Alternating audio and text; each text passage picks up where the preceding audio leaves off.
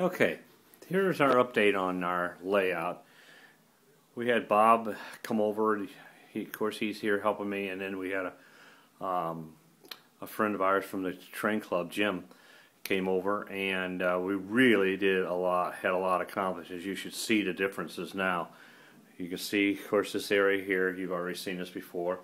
That's going up, and this incline that we got here is a 1%, not a 2%. All along, I know I've been saying it's 1/8 of an inch to every foot. That gives you a 1%.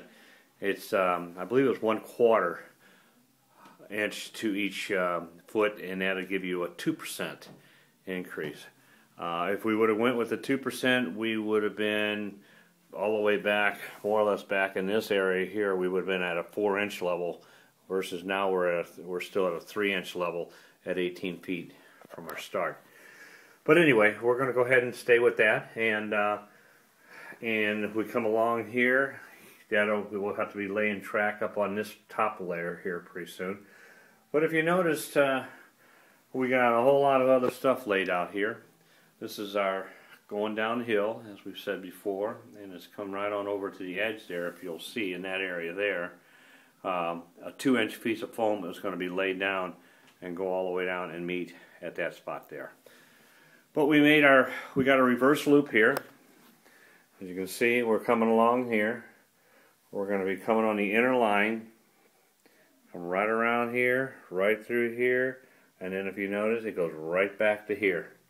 And that is our inner loop that we'll have. The other thing, we made some adjustments to the layout. We're going to be putting our yard in this area here. As you can see, the red lines here, well, the red lines mean those are more additional track that's going to be laid there also. And you have, I don't know the terminology, I forgot, but there's what they call a through, an in and out, where the trains will be built on one of these lines here. And what will happen, they go all the way down, they'll circle around, and they'll circle around here, and they'll come back, and you notice it comes to an end down there. That's an in and out. That means that we can actually build trains from your siding and be able to swing around here, back them up, and stay off the main line. Because the main line, as you can see, is this guy right here. And you'll see it's going to go right here, and then this main line is going to be split into here because there's going to be a siding on this side here. You can see the line, and this is the main line here. This is all going to be up 1 inch from here all the way down to there. And so that's the main line. So here is your in and out or something to that effect. Then there's another track here that's going to be allow our building a train, but then what will happen, the engine will be able to move in and out, and not, you don't put any cars on it, where we can actually have the engine to be able to move back and get behind the train that we're building, or in front of the train, whichever. And there's terms for that, and I just can't recall what the terminology is. But anyway, eventually, when we get, we're actually, to be honest with you, we're out of roadbed, and I've got another box coming in, picking it up on Tuesday, and then you'll start seeing us connecting these down at this end here, the roadbed, and then we'll be laying this roadbed here too. Doing a little faster of laying roadbed, Jim came over from the St. Charles Mountain Railroad Club, and he showed us some better, quicker ways of laying the roadbed. What I was doing there to start with, I was taking the roadbed, flip it upside down, putting caulk on it, kind of taking a trowel, a putty knife, and even it out. Well, what we found out is that just take the bead of caulk and just lay it right on the lines here, go right on down, take your thing, and just take the roadbed itself and just push it right on it. Instead of trying to dress each one, just take a bead of caulk and just straight on down the line, put the caulk, roadbed. If you notice, there's half of one here. There's going to be another half here. We'll put a piece of caulk down here, and it'll come down really well together.